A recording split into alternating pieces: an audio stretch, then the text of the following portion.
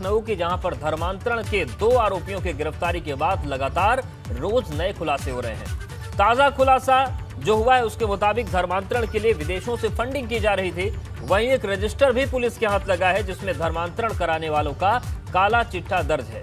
वहीं पर आरोपी उमर गौतम का एक पुराना वीडियो भी सामने आया जिसमें वो कह रहा है कि इस्लामिक सेंटर में हर महीने करीब 15 लोगों का धर्मांतरण कराया जाता है। वहीं पुलिस ने यह भी पता चला है पुलिस को कि धर्मांतरण की इस रैकेट की जड़ें केवल भारत ही नहीं भारत के कई राज्यों तक हैं, कई देशों में हैं। और भारत की बात करें तो करीब 14 ऐसे राज्यों का पता चला है जहां पर धर्मांतरण का नेटवर्क फैला है। वहीं 3 देशों से विदेशी फंडिंग की जानकारी भी हाथ लगी है। नोएडा की डेफ सोसाइटी स्कूल का कनेक्शन भी सामने आया है। इसके बाद पुलिस ने डेफ सोसाइटी स्कूल को कब्जे में ले लिया है और स्कूल में पुलिस फोर्स तैनात कर दी गई।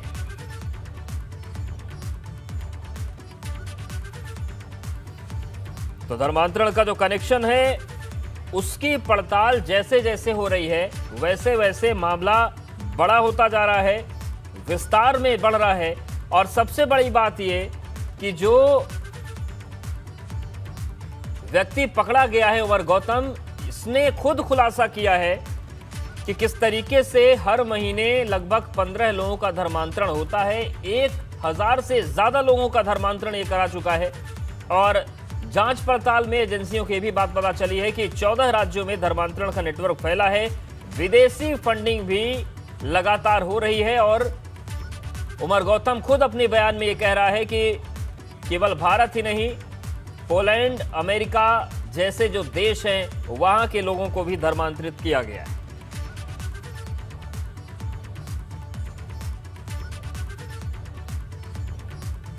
तो 3 देशों से फंडिंग की बात सामने आई है। धर्मांतरण के रजिस्टर भी अब सामने आ गया है और वीडियो में कबूलनामा भी सामने है। लखनऊ में धर्मांतरण मामले में 2 आरोपियों की गिरफ्तारी के बाद अब नए खुलासे हो रहे हैं। अब इस मामले में विदेशी फंडिंग का खुलासा हुआ है। बताया जा रहा है कि इस्लामिक दावा सेंटर को कई देशों से फंडिंग होती थी, जिसमें अमेरिका, कतर, कुवैत के एनजीओ से फंडिंग की जानकारी मिली। तो देखिए, ये 3 देश अमेरिका, कतर और कुवैत जहां से धर्मांतरण के लिए फंडिंग की बात पहली जांच में सामने आई है। और हो सकता है कि जांच जैसे जैसे आगे बढ़े कुछ और कनेक्शन सामने आए, क्योंकि मामला बहुत छोटा सा था। लेकिन उसके बाद जैसे जैसे तार जुड़ने शुरू हुए ये एक बड़ा मामला खुला। डासना में एक महंत की हत्या के मामले में जो पकड़ा गया उसने जब मुंह खोलना शुरू किया तो इतना बड़ा धर्मांतरण का नेटवर्क देश में पकड़ा गया है।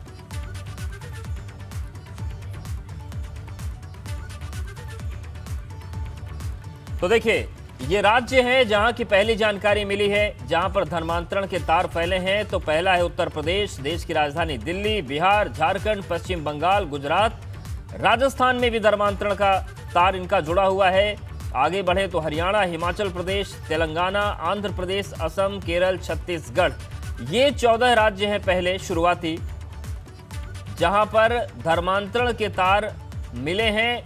और पुलिस लगातार जांच कर रही है, एजेंसियां लगातार जांच कर रही हैं। लेकिन शुरुआती जानकारी जो मिली है जांच पड़ताल में उसके मुताबिक ये 14 राज्य ऐसे हैं जहां पर धर्मांतरण का पूरा नेटवर्क फैला हुआ है।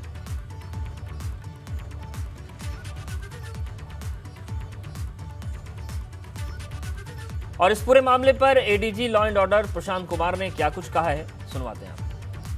दस्तावेज मैंने जिस दिन ये खुलासा हुआ था ये बात स्पष्ट की गई थी कि कुछ दस्तावेज हम लोगों को मिले हैं और उन्हीं दस्तावेजों के आधार पे ये बात बताई गई थी कि 1000 सिक्के करीब या उससे कुछ ज़्यादा लोगों के धर्मांतरण कराए गए तथा जो पैसे की बात है वो भी विदेशी संस्थाओं से या देश के अंदर भी भारी मात्रा में पैसे का उपयोग इस पूरे प्रकरण में किया गया है। और काफ़ी गरीब लोग हैं, उनको तरह तरह के प्रलोभन देके पैसे का, सरकारी नौकरी का या शादियों का, ये सब चीज़ें हथकंडे इस गैंग के द्वारा अपनाए गए हैं और एक सुनियोजित ढंग से इस तरह के धर्म परिवर्तन की कोशिश की गई है। और इससे पहले धर्मांतरण मामले में एटीएस ने खुलासा किया कि देश की आबादी संतुलन को बिगाड़ने की साजिश रची जा रही थी। एटीएस का मानना है कि लोगों के मूल धर्म के प्रति नफरत के बीज बोए जा रहे थे और धर्मांतरण से संबंधित कई रजिस्टर मिले, साथ ही मोबाइल की कॉल डिटेल से भी अहम जानकारियां मिली।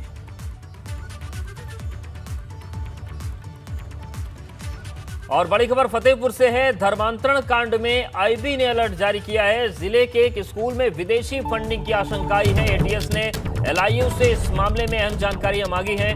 उमर के करीबियों और प्रॉपर्टी की भी जानकारी मांगी गई है। मामले में एक छानबीन के लिए एटीएस फतेहपुर पहुंच सकती है। तो चूंकि उमर गौतम फतेहपुर का ही रहने वाला रहा है, ये भी पहले हिंदू था, इसने मुस्लिम धर्म को कबूल किया, इस्लाम को कबूल किया, और अब फतेहपुर से बड़ी खबर यह है कि धर्मांतरण कांड को लेकर आईबी ने अलर्ट जारी किया है और विदेशी फंडिंग की आशंका है। वहीं धर्मांतरण मामले में पकड़े गए उमर गौतम का पुराना वीडियो सामने आया है, जिसमें वो दावा कर रहा है कि इस्लामिक दावा सेंटर में उसने करीब 1000 लोगों के धर्मांतरण संबंधी डॉक्यूमेंट जारी किए।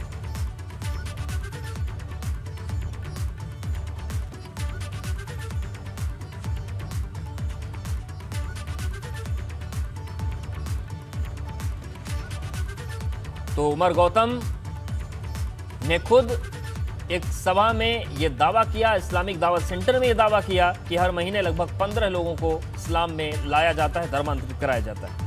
अल्हम्दुलिल्लाह इस सेंटर में 1000 से ज्यादा लोगों के लीगल डॉक्यूमेंटेशन की फॉर्मेलिटीज पूरी की गई हैं। अभी आप आज ही की डेट में एक लड़की सुप्रिया आयशा नाम की जो एमएससी बीएड है कानपुर से, सीजेएम कोई यूनिवर्सिटी है, चंद्रशेखर आजाद यूनिवर्सिटी होगी, वहां से, और अभी उसने आज की ही डेट में, अब तो शायद डेट भी बदल जाएगी, उसने टाइम्स ऑफ इंडिया में जाकर के अपना change of name, change of religion का ऐड दिया है। कल या परसों आप उसको देख सकते हैं क्लासिफाइड कॉलम में। ऐसे कितने केसेज हैं। तो अल्हम्दुलिल्लाह इस खिदमत, एक छोटी सी खिदमत में हम अल्हम्दुलिल्लाह अपने उलमा की सरपरस्ती में, बुजुर्गों की सरपरस्ती में लगे हुए हैं और इस बात की हम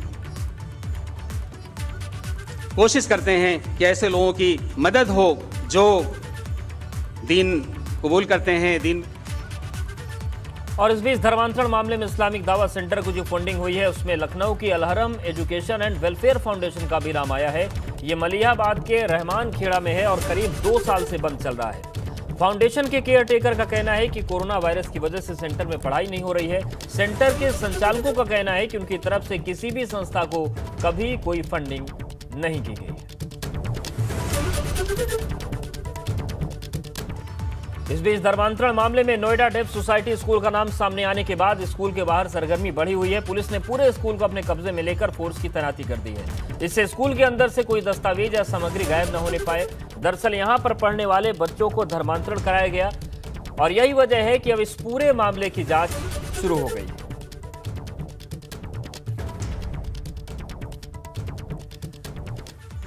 और अब चलिए आपको बताते हैं कानपुर के कर्नलगंज इलाके में 10 परिवारों के लोगों की दहशत, उनका दर्द। इनका आरोप है कि शनिवार रात को इनमें से एक परिवार की बेटी के साथ खास समुदाय के दबंगों ने छेड़खानी की और मना करने पर दबंगों ने परिवार के लोगों के साथ मारपीट की।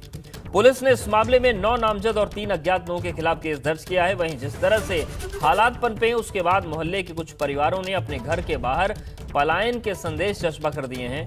इसमें लिखा गया है कि आसपास के रहने वाले दबंगों की वजह से उनका जीना मुहाल हो गया है। इन परिवार के लोगों का आरोप है कि लगातार उन पर धर्म परिवर्तन का दबाव ये दबंग बना रहे हैं। इन लोगों ने पुलिस पर भी आरोप लगाए हैं।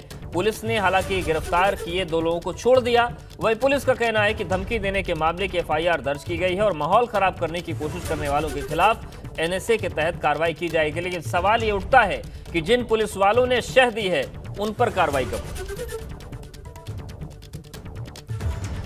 और बड़ी खबर कानपुर से है। धर्मांतरण और पलायन के लिए धमकी देने के मामले में पुलिस ने 3 अज्ञात लोगों पर मामला दर्ज किया है। कर्नलगंज थाना पुलिस ने धमकी देने के मामले में ये एफआईआर दर्ज की है। तो ये इस वक्त की बड़ी खबर, धर्मांतरण और पलायन के लिए धमकी देने का मामला सामने आया है। पुलिस ने 3 अज्ञात लोगों पर मामला दर्ज किया है।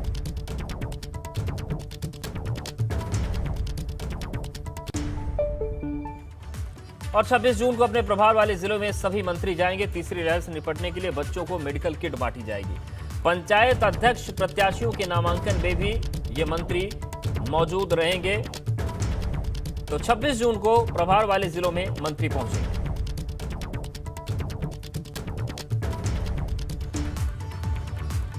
लव जिहाद के मामलों को रोकने के लिए यूपी में जो धर्मांतरण कानून लाया गया है उसे लेकर इलाहाबाद हाईकोर्ट ने यूपी सरकार से सवाल किए हैं। हाईकोर्ट ने सरकार को मामले पर जवाब दाखिल करने के लिए 4 हफ्ते का वक्त दिया है। 2 अलग-अलग याचिकाओं के जरिए धर्मांतरण कानून को हाईकोर्ट में चुनौती दी गई है। इलाहाबाद हाईकोर्ट की डिवीजन बेंच में आज इस मामले की सुनवाई हुई। याचिका दायर करने वालों ने कहा है कि ये कानून सिर्फ और सिर्फ सियासी फायदे के लिए लाया गया है और ये पूरी तरह से संविधान के खिलाफ है। वहीं आज की सुनवाई में कोर्ट ने अध्यादेश को लेकर दायर 4 पुरानी याचिकाओं को खारिज भी कर दिया है। इस मामले की अगली सुनवाई अब 2 अगस्त को होगी।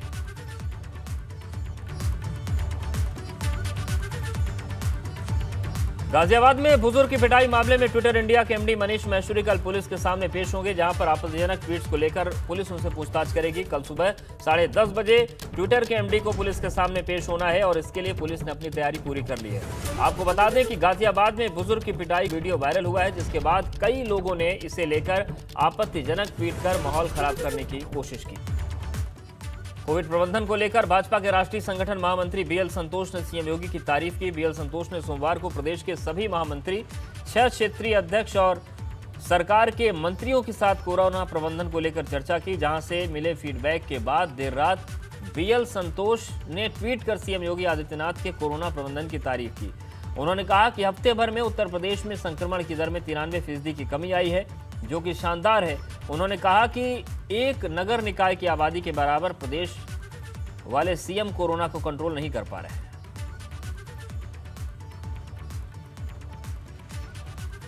वहीं राष्ट्रपति रामनाथ कोविंद ट्रेन के जरिए दिल्ली से कानपुर तक यात्रा करेंगे, जिसे देखते हुए जिला प्रशासन, इटावा एसएसपी ने पुलिस बल, आरपीएफ और जीआरपी के साथ इटावा स्टेशन पर तैयारियों का जायजा लिया। एबीपी गंगा से बातचीत में इटावा के एसएसपी ने बताया कि महामहिम की ट्रेन की सुरक्षा के कड़े इंतजाम किए गए हैं और राष्ट्रपति की सुरक्षा के लिए कई मोबाइल टीमें बनाई गई हैं। राष्ट्रपति रामनाथ कोविंद 27 जून को कानपुर देहात के दौरे पर आ रहे हैं, जहां पर वो अपने खास दोस्त सतीश मिश्रा से मुलाकात करेंगे। राष्ट्रपति रामनाथ कोविंद के मित्र सतीश मिश्रा ने बताया कि वो दोनों बीएनएसडी कॉलेज में साथ पढ़ते थे और दोनों की मुलाकात पहली बार हुई थी। इसके बाद राष्ट्रपति रामनाथ कोविंद एलएलबी कंप्लीट करके पुखाया लौट आए। कुछ वक्त से बीमार चल रहे सतीश मिश्रा ने बताया कि राष्ट्रपति खासतौर से उनसे ही मिलने आ रहे हैं। ऐसे में उनके लिए ये बेहद गौरव वाली बात है।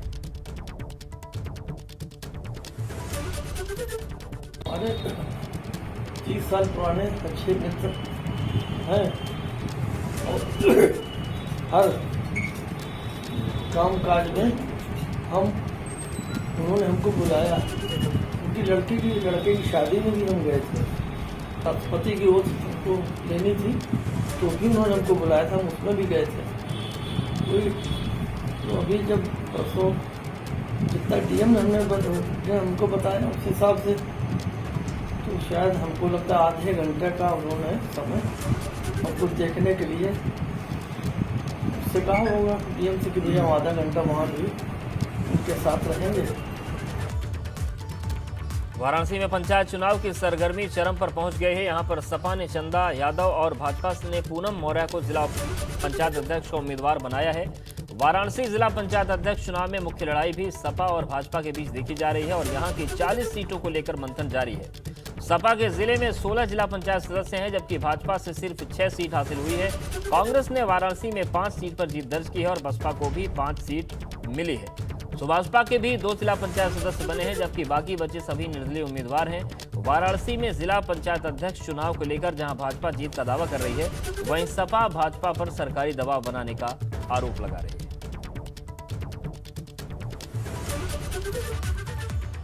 और अब आपको सुनाते हैं वाराणसी जिला पंचायत अध्यक्ष चुनाव को लेकर क्या कहना है भाजपा और सपा के उम्मीदवारों का।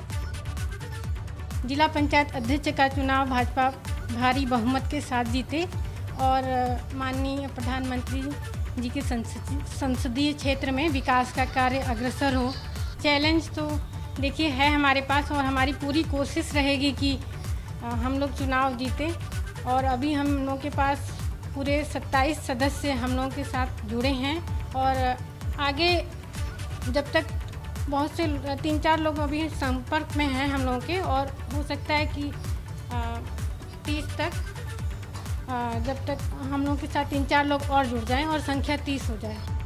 जी देखिए, हम लोग समाजवादी पार्टी 16 सदस्य हम लोग वहाँ से जीते हैं और श्री ओम प्रकाश राजभर जी ने अपना समर्थन हमको दिया है और पल्लवी पटेल जी ने, कृष्णा पटेल जी ने भी अपना समर्थन हमको दिया है। और आप लोग जान ही रहे हैं कि कांग्रेस भी हमारे समर्थन में है कि जो पार्टी जीतेगी उसके समर्थन में हम हैं। तो वो ये सब इतना सपोर्ट है और हम लोग ये चुनाव जीत रहे हैं। ये सब देखते हुए हम लोग ये हैं कि हम लोग ये चुनाव जीत रहे हैं। और चंदौली में भी जिला पंचायत अध्यक्ष का चुनाव दिलचस्प हो गया है। यहाँ भी सीधा मुकाबला सपा और भाजपा के बीच बताया जा रहा है। भाजपा की ओर से दीनानाथ शर्मा मैदान में है, जबकि सपा से तेज नारायण यादव उम्मीदवार हैं।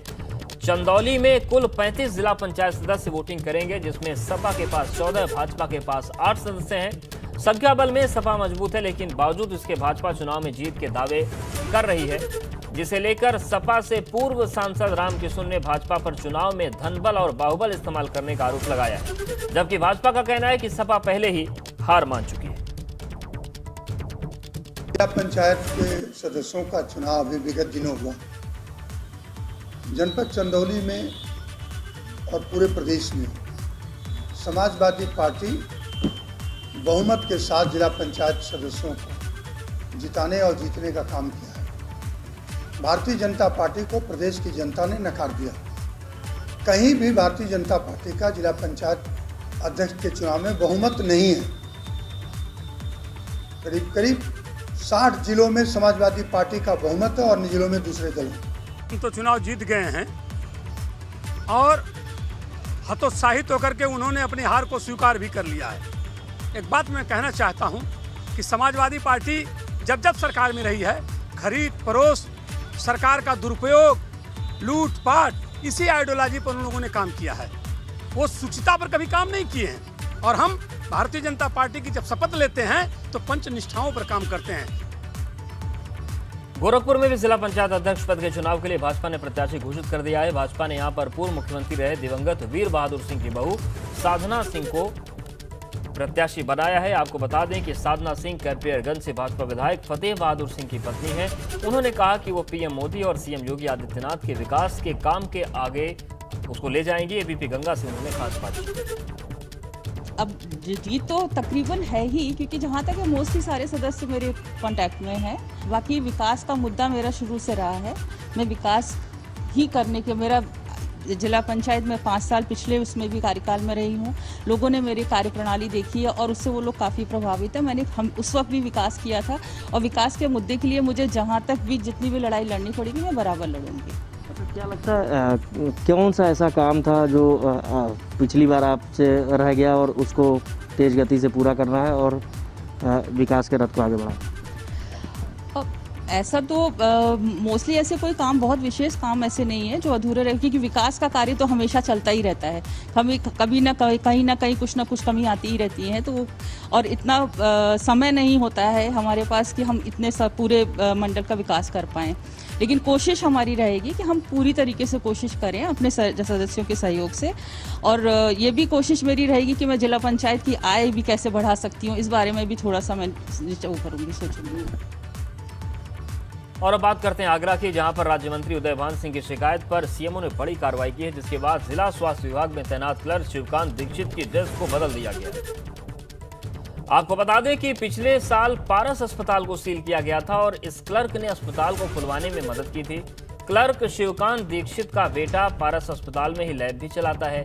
क्लर्क के बारे में सारी जानकारी मिलने के बाद राज्य मंत्री चौधरी उदयभान सिंह ने स्वास्थ्य विभाग में शिकायत की और इसे लेकर आरोपी क्लर्क और अस्पताल के संचालक को एडी हेल्थ ने नोटिस भी भेजा है। लेकिन सवाल ये उठता है कि क्या एक क्लर्क पर कार्रवाई करके पारस अस्पताल को क्लीन चिट देने वाली गलती पर पर्दा डालने की कोशिश हो रही है? क्या ये छिपाने की कोशिश हो रही है कि पारस अस्पताल को किस तरीके से आगरा के डीएम ने मदद की और 22 मौतों की मॉक ड्रिल पर इस अस्पताल और संचालक को क्लीन चिट दी गई? यूपी में लगातार बारिश से नदियां उफान पर हैं और जनजीवन अस्त व्यस्त है। यही वजह है कि 16 जिलों में बाढ़ को लेकर एडवाइजरी जारी की गई है। और इन दोनों तस्वीरों को आप देखिए। पहली तस्वीर श्रावस्ती की, जहां पर मूसलाधार बारिश ने लोगों के कामकाज में परेशानी हुई, तो दूसरी तस्वीर गोंडा से है, जहां लगातार बारिश होने से लोगों का जनजीवन अस्त व्यस्त हो गया है। खास तौर से बांध के किनारे रह रहे लोगों में दहशत का माहौल है। लोग डरे हुए हैं क्योंकि जिस तरीके से बारिश हो रही है, जल स्तर बढ़ रहा है, तो वो चिंताएं बढ़ा रहा है।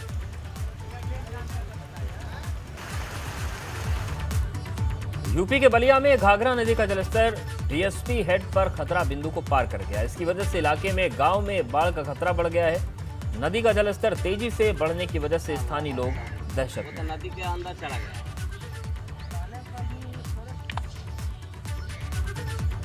वाराणसी में बाढ़ का अलर्ट जारी है। प्रशासनिक तौर पर टीमों को हर स्थिति से निपटने के निर्देश दिए गए हैं। नाविक घाट किनारे अपनी नौका की रिपेयरिंग कर बाढ़ से बचने का रास्ता तलाश रहे हैं। एनडीआरएफ, सीआरपीएफ सहित सैन्य टुकड़ियों को अलर्ट किया गया है। डॉक्टर्स की टीम को किसी भी स्थिति से निपटने के लिए तैयार रहने के आदेश दिए गए हैं।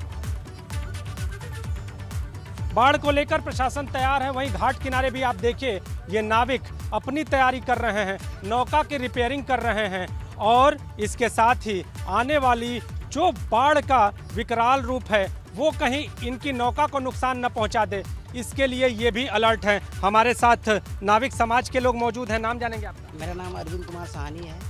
अरविंद, ये नौका की तैयारी कैसे करते हैं आप लोग और क्यों करते हैं? हम लोग इसलिए करते हैं कि हमारी नाव बाढ़ में शायद डूब ना जाए, इसके लिए हम लोग रिपेयरिंग कराते हैं। बोट तो अलकतरा पुटिंग करके अपना तैयार कर लेते हैं बाढ़ से पहले। बाढ़ से पहले तैयारी? पानी तो बढ़ने लगा। पानी तो बढ़ने लगा और हो सकता है 2-4-5 दिन बाद फिर और पानी बढ़े और ऊपर से पानी आ सकता है। और ऊपर से संभावना ऐसी है? एकदम। तो आप लोग कैसे तैयारी कर रहे हैं किनारे पर? अब ये तैयारी होने के बाद क्या फ़ायदा हो जाएगा?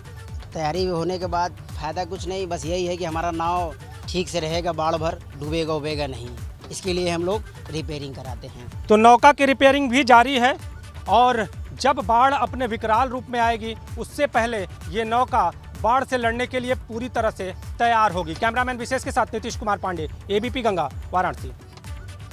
सीतापुर में बैराजों से छोड़े गए लाखों क्यूसेक पानी से शारदा नदी उफनाने से नदी का पानी बाहर आने से गांव में पानी भर गया है। तहसील लहरपुर के नदी के पास बरछता, बोधवा, बड़रिया, रोहिया, शिवपुर, जनकपुर, सिद्धुई, राजनारपुर, हरिहरपुर, बसंतापुर, बम्हैला,